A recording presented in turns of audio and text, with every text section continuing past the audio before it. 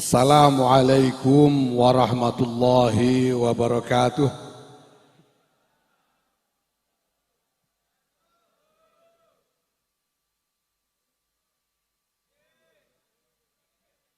Alhamdulillah wa syukurillah wa salatu wassalamu ala rasulillah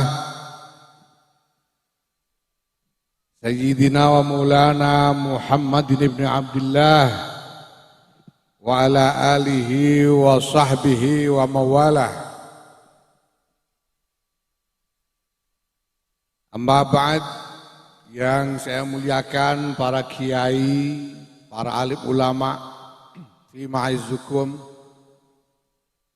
yang saya hormati Gubernur Provinsi Lampung Bapak Arinal Junaidi dan Wakil Gubernur Ibu Husnuniyah, jajaran Forkopimda Provinsi yang hadir, para Bupati dan Wali Kota yang hadir dari seluruh Lampung.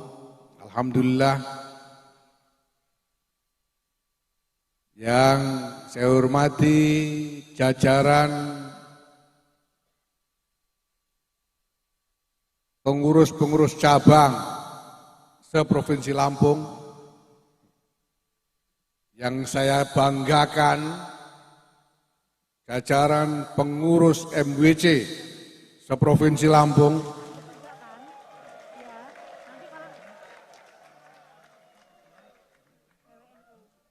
alhamdulillah.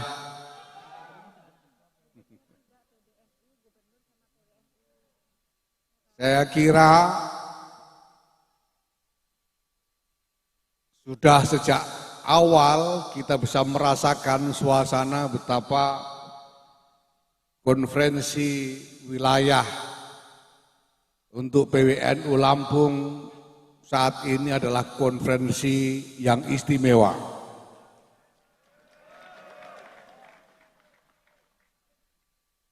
Ini adalah pembukaan konferensi yang paling banyak dihadiri oleh jajaran pengurus besar Nahdlatul Ulama.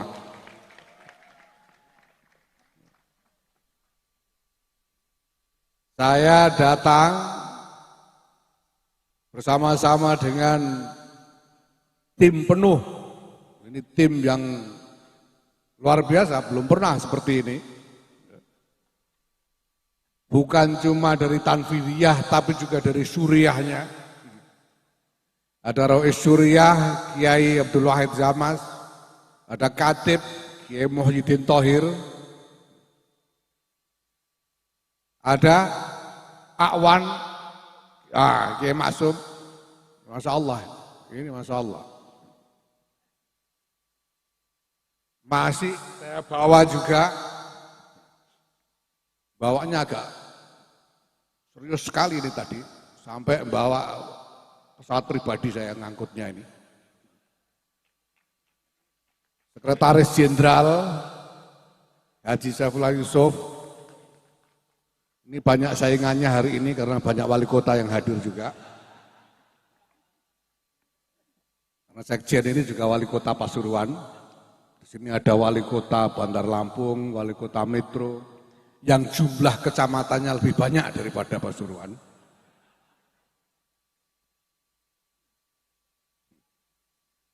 Ada Bendahara Umum Pak Gudvan Arif, ada Wakil Sekjen Pak Sarif Munawi, dan kita memang sejak awal memperlakukan Lampung ini istimewa.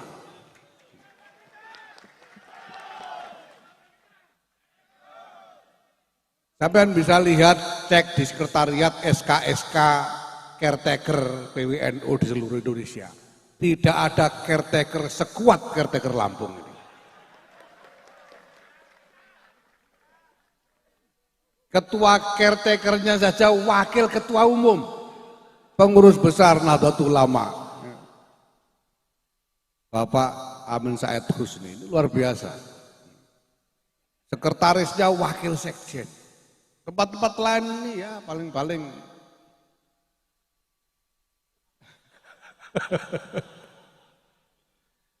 pokoknya ini istimewa.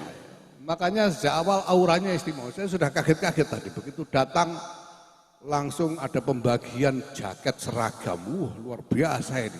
Ketua caretaker ini. Baru belakangan saya tahu ternyata yang membuatkan ini Wali Kota Bandar Lampung. Terima kasih Bu Eva. Saya kira ketua caretaker yang bikinkan. Masya Allah. Dan kita sediakan waktu untuk pelaksanaan Conferwil ini dalam momentum yang juga istimewa. Ini adalah 11 Muharram 1445 Hijriah. Baru kemarin kita memuliakan hari Asyura. Jadi konferensi wilayah PWNU Lampung ini diselenggarakan pada permulaan dari tahun kedua di abad kedua Nahdlatul Ulama. Maka dengan ini saya ucapkan selamat datang di abad kedua Nahdlatul Ulama.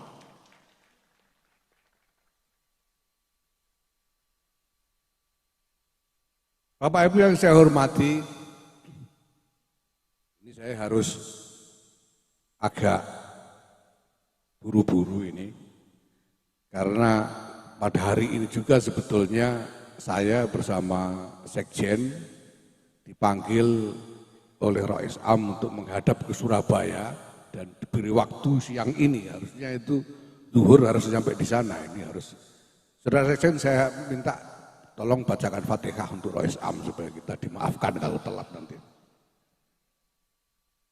Jadi Bapak Ibu sekalian yang saya hormati, tadi sudah diputarkan video dari penjelasan Syekhina Kiai As'ad Syamsul Arifin tentang bagaimana asal-usul beliau diutus oleh Syekhina Muhammad Khalil bin Abdul Latif untuk mengantarkan tongkat kepada Hadratus Syekh Kiai Muhammad Hasyim Asy'ari. Dan dengan tongkat yang dibawa itu disertakan pula satu ayat Quran yang tadi sudah kita lihat bersama. Tadi nonton beneran enggak? Yaitu bahasa Madura, tapi sudah ada terjemahnya tuh tadi, sehingga kita bisa memahami semua. Memang istimewa ini. Ini wakil ketua umum yang jadi ketua caretaker ini orang Madura juga sebetulnya. Jadi agak memang istimewa ini wakil ketua umum satu ini.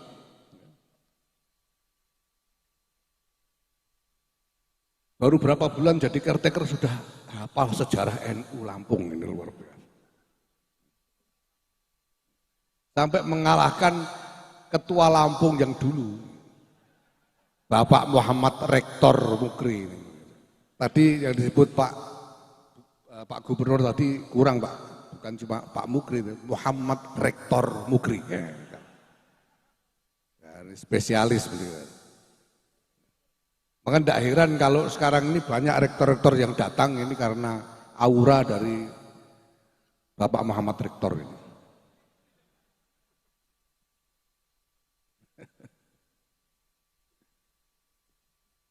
Jadi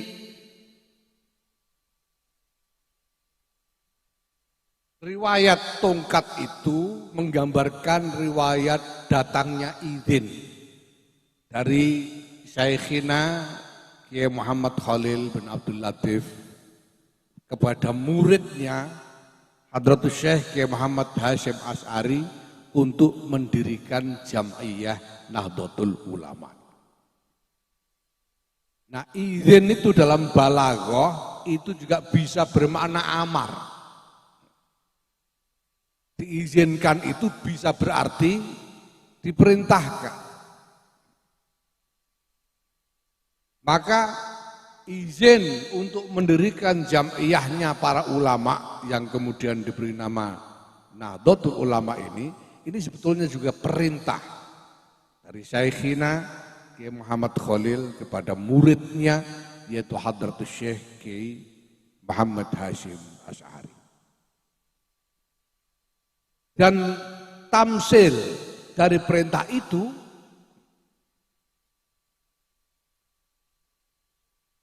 dilambangkan ke dalam tongkat dan ayat yang disertakan bersama tongkat itu.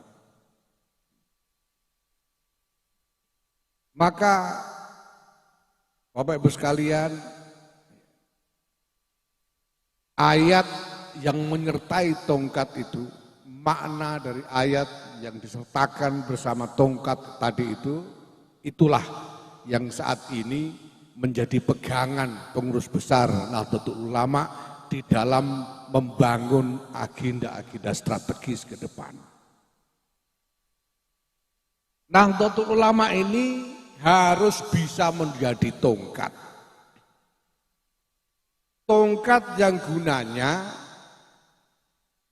sebagai alat untuk bertelekan supaya langkah kita tetap mantap di dalam medan yang seperti apapun juga. Tongkat yang atawakka'u 'alaiha. Tapi juga tongkat yang bisa digunakan untuk menggembala, memenuhi kebutuhan-kebutuhan dari gembalanya. Wa ahussu biha 'ala ghanami. Dan harus bisa dimanfaatkan untuk berbagai macam keperluan-keperluan lainnya, waliya fiha ma'aribu ukhra. Tongkat yang kemudian oleh Allah Subhanahu wa taala ditambahkan ke dalamnya satu mukjizat. Sehingga tongkat ini bisa menjelma menjadi keajaiban yang luar biasa. Qala alqiha ya Musa. Fa'alqaha fa'idha hiya hayyatun tas'a. Tongkat ini kalau dalam keadaan tertentu ketika dibutuhkan bisa dilempar untuk kemudian bisa berubah menjadi ular. Ular yang kemudian memakan ular sihir. Karena ini adalah ular mukjizat. Tapi sudah itu, kalau sudah selesai hajatnya, ya fakhudha wala takhaf. Pegang lagi dan jangan takut. Sanu'iduha siratal ula. Nah, ayat inilah kemudian Bapak Ibu sekalian yang diupayakan oleh pengurus besar Nahdlatul Ulama untuk diterjemahkan ke dalam agenda-agenda konsolidasi organisasi. Supaya jam'iyah ini bisa digerakkan untuk menghadirkan maslahat-maslahat yang besar sesuai dengan ukuran dari jam'iyah ini sendiri. Sesuai ukuran jam'iyah ini sendiri karena jam'iyah ini sudah menjadi jam'iyah yang luar biasa besar ukurannya. Maka organisasinya juga harus ditata sedemikian rupa supaya menjadi organisasi yang padu. Atau istilahnya saya ulangi bolak-balik di berbagai tempat harus menjadi organisasi yang koheren. Yang koheren, padu. Artinya setiap bagian dari organisasi ini harus bisa bergerak satu sama lain dalam irama yang rapi, irama yang tertata, menuju ke arah bersama yang sudah ditentukan sebelumnya.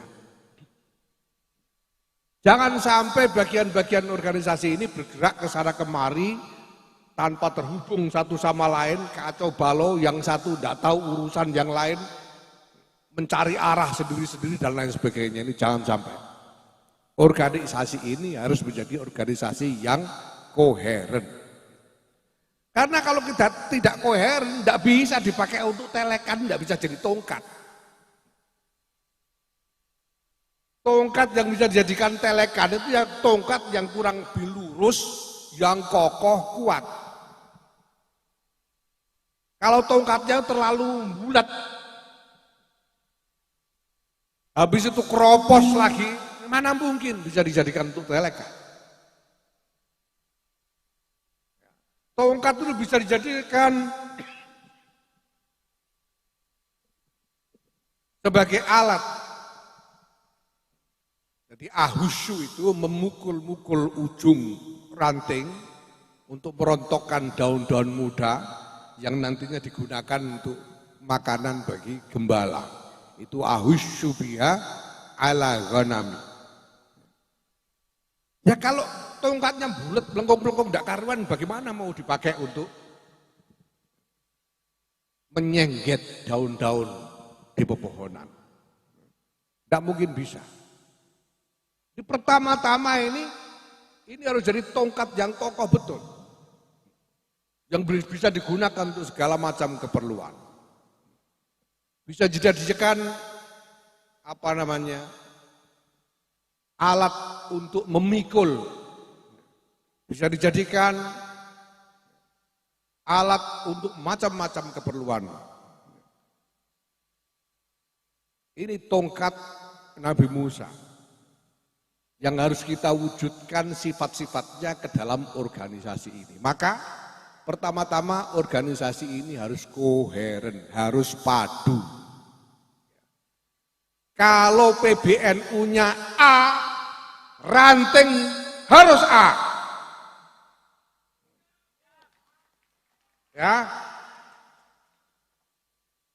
Itu berarti PWNU, PCNU, MWC sampai ranting semuanya A. Tidak boleh ada yang lain. Ini namanya koheren. Ya. Kalau PBNU bilang berangkat, semua berangkat.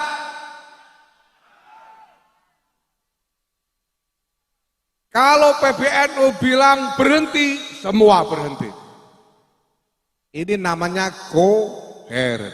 Bukan hanya itu, bukan hanya itu. Kalau diperlukan pada suatu keadaan harus berbagi tugas.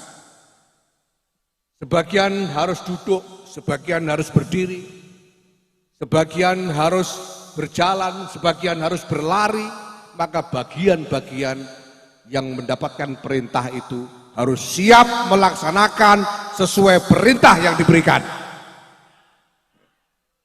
Ini adalah organisasi yang koheren. Itu sebabnya Bapak Ibu sekalian, untuk mewujudkan koheren tadi itu, koherensi itu, kita butuh 3 macam disiplin. Yang pertama adalah disiplin norma.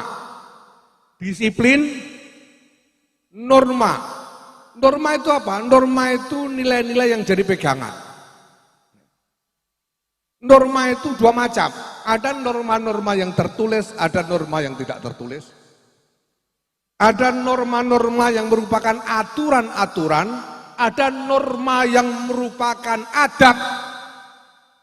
Norma yang merupakan adab, sopan santun, akhlak.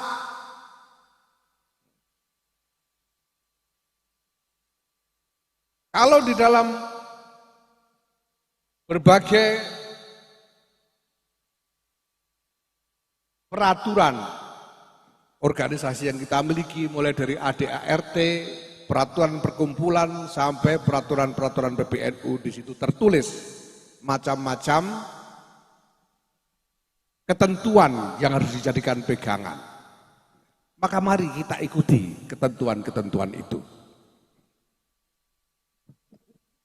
Karena tanpa itu organisasi akan kocar-kacir. Kalau ketentuan-ketentuan yang sudah ada itu tidak kita ikuti, pertama-tama buat apa ketentuan itu dibikin kalau tidak diikuti? Yang kedua, ketentuan itu dibuat, didesain supaya organisasi ini menjadi satu kesatuan yang utuh, yang rapi, yang tertib. Maka kalau ketentuan-ketentuan itu tidak kita ikuti, barisan akan kocar-kacir. Saya kira Bapak Ibu sudah mendengar bahwa Pengurus Besar Nahdlatul Ulama ini begitu dikukuhkan, yang pertama-tama dilakukan adalah menyelesaikan desain organisasi. Maka kita kejar mulai Januari, akhir Januari 2022, kita kejar penyusunan berbagai macam aturan-aturan untuk memperjelas mekanisme-mekanisme organisasi. Dan selesai pada bulan Mei, kita tetapkan dalam konferensi besar yang kita selenggarakan bulan Mei tahun 2022 di Jakarta. Sejumlah 19 peraturan perkumpulan.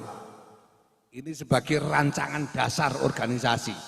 Organisasi ini bentuknya begini, tata caranya begini, itu rancangannya sudah ada semua di situ. Saya harap sudah ini nanti PWNU yang baru akan terpilih nanti, ini menjadikan agenda utamanya sosialisasi peraturan-peraturan perkumpulan dan peraturan-peraturan PBNU ini supaya semuanya paham.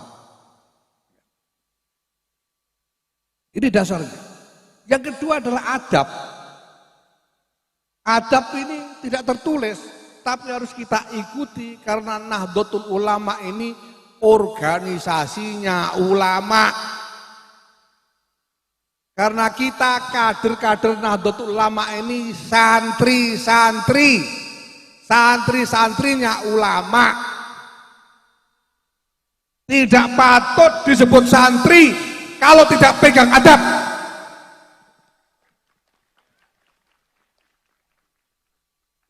Santri harus memegang teguh adab, baik adab kepada sesama maupun lebih-lebih adab kepada guru, adab kepada pemimpin. Ini harus dipegang.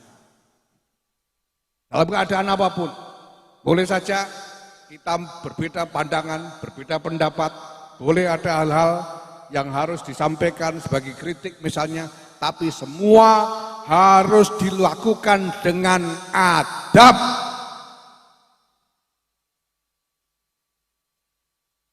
Harus ada bedanya antara organisasinya ulama dengan organisasi yang bukan ulama.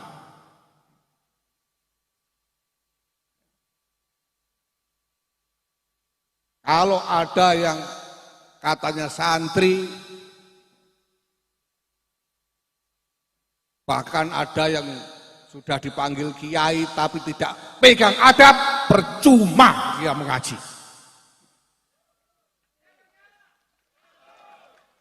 Ya,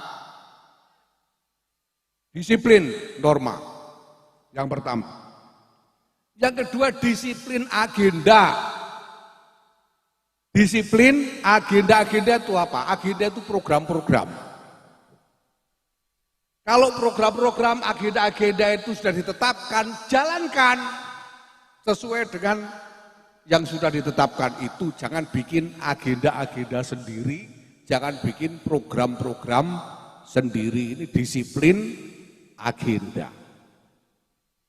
Dan yang ketiga adalah disiplin kepemimpinan. Disiplin kepemimpinan harus jelas di dalam organisasi ini siapa yang memimpin dan siapa yang dipimpin. Gak boleh semuanya mau nyerondol dari pimpinan semua. Ini kacau. Ini kacau kalau semua nyerondol minta jadi pimpinan, ya gak jadi organisasi. Harus jelas siapa yang memimpin, siapa yang dipimpin. Ini disiplin kepemimpinan. Nah ini semua penting Bapak Ibu sekalian. Kenapa? Karena tongkat ini kalau dilempar bisa jadi ular ini. Bisa makan ular-ular sihir ke sana kemari. Nah supaya bisa balik jadi tongkat lagi harus dipegang. Yang celaka itu kalau sudah jadi ular mau dipegang lari, itu celaka. Ya.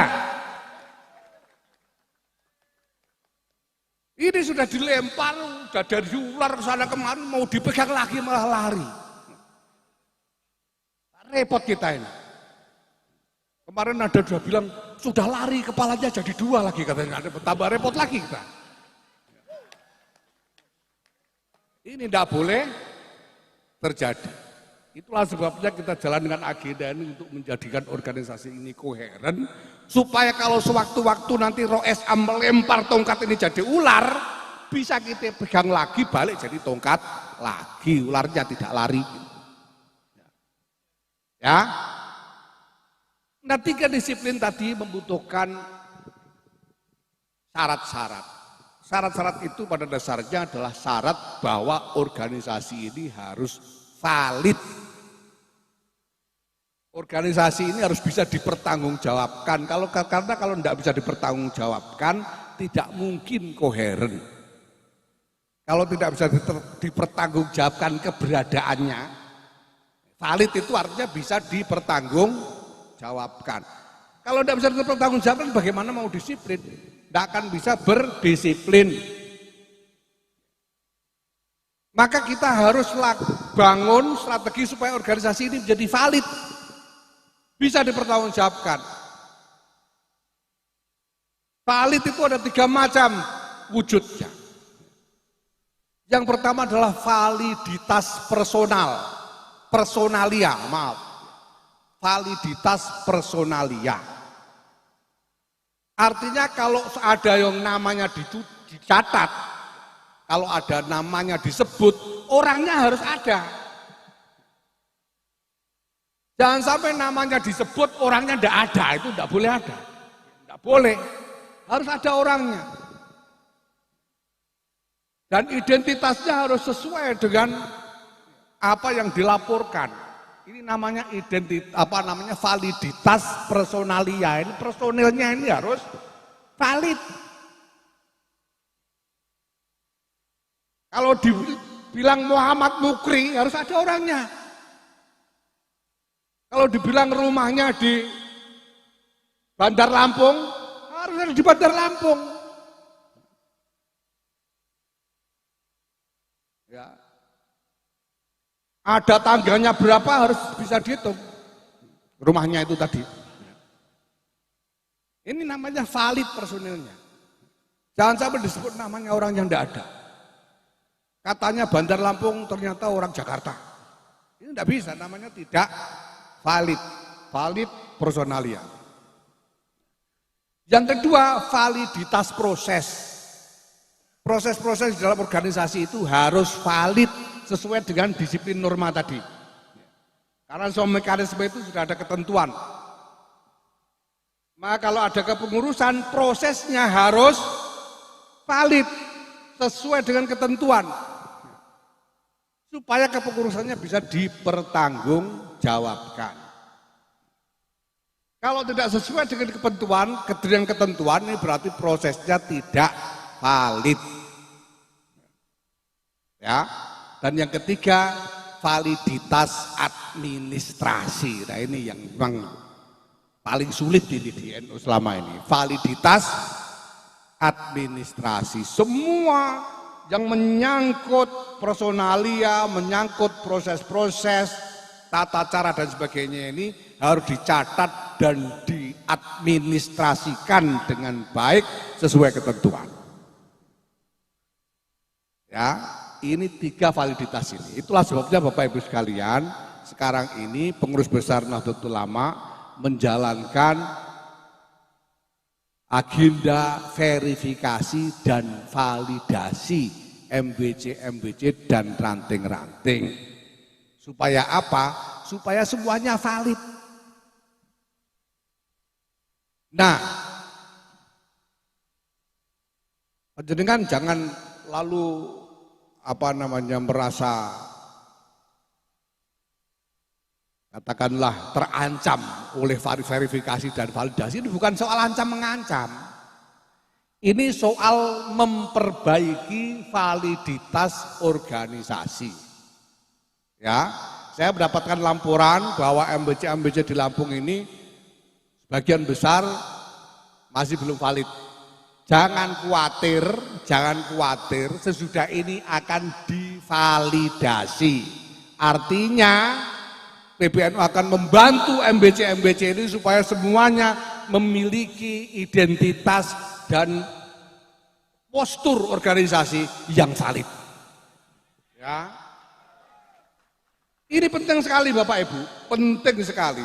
Mohon maaf ya, harap didengarkan. Nanti habis ini ranting. Ini penting, sangat penting. Kenapa? Karena PBNU ini pada saat yang sama yang nanti segera akan diluncurkan juga akan menjalankan satu program khusus yang kita sebut sebagai Gerakan Keluarga Maslahat Nahdlatul Ulama. Ya. Gerakan Keluarga Maslahat Nahdlatul Ulama ini nanti kegiatan-kegiatannya ada di desa. Jadi kegiatan-kegiatannya akan diselenggarakan di desa, melibatkan warga NU di desa-desa. Ya, yang mengelola ya jajaran NU ini sampai ke MBC, sampai ke ranting. Isi kegiatannya dari mana? Banyak dari isi kegiatan itu merupakan program-program pemerintah yang dibiayai oleh anggaran pemerintah. Ya, program pemerintah yang dibiayai dengan anggaran pemerintah, paham ya? Lah yang menjalankan MBC dan ranting juga nanti. Yang mengelola anggaran itu nanti juga MBC dan ranting, maka pertanggungjawabannya harus jelas. Kalau enggak, sekarang ini zamannya KPK begini, ini repot sampean. Ya, kalau disebut itu siapa penanggung jawabnya MBC, dasar MBC-nya apa? Ternyata kacau balau, gimana coba? Padahal ada yang harus dipertanggungjawabkan. Ya, maka jangan khawatir, nanti sudah ini PBNU akan segera melaksanakan supervisi dan pendampingan untuk menvalidkan MBC-MBC dan ranting-ranting kita semua. Ya. Nah, Bapak Ibu sekalian yang saya hormati, ya, ada paket strategi besar yang sebetulnya dibangun oleh PBNU ini sebagai kerangka besarnya. Kalau tadi sudah saya sebut tentang disiplin atau tentang koherensi dan validasi tadi, itu baru sebagian dari rangkaian strategi yang sedang dijalankan bersamaan oleh PBNU. Selain soal koherensi dan validasi ini, PBNU juga gencar menjalankan program sistematisasi pendidikan kader Nahdlatul Ulama. PBNU sudah berhasil menyelesaikan sistematisasi kader ini sampai ke kedua tingkat, karena pengkaderan nanti akan dibuat 3 tingkat. Yang pertama adalah PDPKPNU, ini tingkat paling dasar, kemudian PMKNU, ini tingkat menengah, dan tingkat tertinggi nanti adalah AKNNU. Ya, AKNNU ini Akademi Kepemimpinan Nasional Nahdlatul Ulama. Pelatihan kader ini akan menjadi syarat, akan menjadi tulang punggung dari perjenjangan kader dan kepemimpinan Nahdlatul Ulama. Oleh karena itu, ini nanti akan kita terapkan bahwa untuk menjadi calon ketua cabang misalnya, ya, harus sudah lulus PMKNU untuk bisa menjadi calon ketua cabang. Untuk menjadi calon ketua MBC harus lulus PDPKPNU, atau kalau dulu pernah ikut PKPNU itu setara, pernah ikut MKNU itu setara, itu cukup untuk menjadi syarat calon ketua MWC. Ya, kalau ketua ranting enggak usah pakai syarat, pokoknya anggota sudah bisa jadi ketua ranting, enggak pakai syarat. Ya. Tapi untuk ketua MBC harus lulus PDPKPNU atau PKPNU atau MKNU. Itu cukup untuk menjadi ketua MBC. Untuk menjadi ketua cabang harus lulus PMKNU, ini tingkat kedua dari pengkaderan. Nah, untuk menjadi calon ketua wilayah itu seharusnya harus lulus AKNNU, Akademi Kepemimpinan Nasional NU. Nah, cuma mohon maaf, ini AKNNU ini baru selesai kurikulumnya insya Allah bulan September nanti, jadi belum sempat kita laksanakan. Ya. Kenapa? Nah, tapi lo itu belum selesai, belum ada yang lulus AKNNU kan kok sudah ada konverwil. Nah, makanya dari tadi saya bilang ini konverwil istimewa. Karena kita mau mengejar awal tahun kedua dari abad kedua Nahdlatul Ulama. Dan sekaligus karena di Lampung ini dulu, muktamar di Lampung ini dulu PBNU yang sekarang ini dipilih, maka Lampung ini menjadi konverwil pertama yang menerapkan strategi konsolidasi organisasi PBNU secara keseluruhan. Ya. Nah, karena AKNNU belum sempat kita jalankan, insya Allah September nanti, ya, maka ya untuk menjadi ketua PWNU nanti kita turunkan syaratnya. Cukup PMKNU saja gitu ya. Sementara ini, tapi tugasnya nanti begitu terpilih, insya Allah September atau Oktober kita bisa selenggarakan AKNNU ini harus buru-buru mengikuti Akademi Kepemimpinan Nasional Nahdlatul Ulama. Ya. Ini penting supaya jelas ini, karena tadi ini dibutuhkan untuk mewujudkan disiplin-disiplin tadi. Ya, ini. Yang kedua adalah penataan organisasi berupa mekanisme-mekanisme, yaitu disiplin dan validasi tadi. Dan yang ketiga adalah pola kegiatan yang akan kita bentuk untuk menjadi pola yang baru. Strategi kita dengan melaksanakan gerakan keluarga maslahat NU ini. Ya, di kedepan nanti pola kegiatan NU itu titik tekannya ada di basis, ada di kegiatan-kegiatan yang melibatkan warga di desa-desa. Kita sudah cukup membuat proyek-proyek mercusuar, sudah banyak sekali, dan ini akan terus menggelinding, bertambah terus. Proyek mercusuar itu apa? Ya bangsa perguruan tinggi, rumah sakit, itu kan proyek-proyek mercusuar ini. Dan lain sebagainya ini. Sekarang waktunya kita menyentuh warga secara langsung. Supaya apa? Supaya kita ini sebagai pengurus, sebagai organisasi ini kenal betul dengan warga. Lebih ayatil Qur'ani unu fata'id fina akhol wahani na'riful batha wa ta'rifuna wasofa wal bar wasofa wal baita ya'lafuna. Na'riful batha wa ta'rifun. Supaya kita sebagai organisasi ini kenal betul keadaan dari warga kita ini. Dan warga juga kenal betul dengan organisasi ini. Ini sudah saatnya dan akan kita mulai. Bukan berarti kita lalu tidak mau lagi bikin perguruan tinggi, tidak mau lagi bikin rumah sakit, enggak. Tapi sekarang polanya kita kembangkan menjadi titik tekan kepada kegiatan yang melibatkan warga secara langsung. Bapak Ibu sekalian, ini semua adalah rangkaian strategi yang menjadi satu sistem yang sedang kita upayakan dengan sekuat tenaga pelaksanaannya. Saya telah menyaksikan selama 1,5 tahun kepengurusan PBNU ini, bagaimana teman-teman pengurus PBNU ini bekerja habis-habisan betul. Sudah penjenengan tidak bisa membayangkan bagaimana cara kerjanya teman-teman PBNU ini. Mulai dari Suriah sampai Tanfidiyahnya. Bagaimana Profesor Muhammad Rektor ini pontang-panting tidak karu-karuan. Beliau ini sekarang menjadi salah seorang penanggung jawab dari penataan organisasi, karena itu dalam berbagai konferensi yang kita laksanakan di berbagai daerah, kita tugaskan untuk menjadi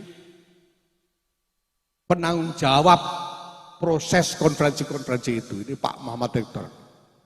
Dia masih merangkap, kita minta untuk membenahi sejumlah perguruan tinggi di lingkungan NU. Sampai nyambi-nyambi rektor sini, rektor sana. Maka kita beri nama Muhammad Rektor. Karena spesialis rektor.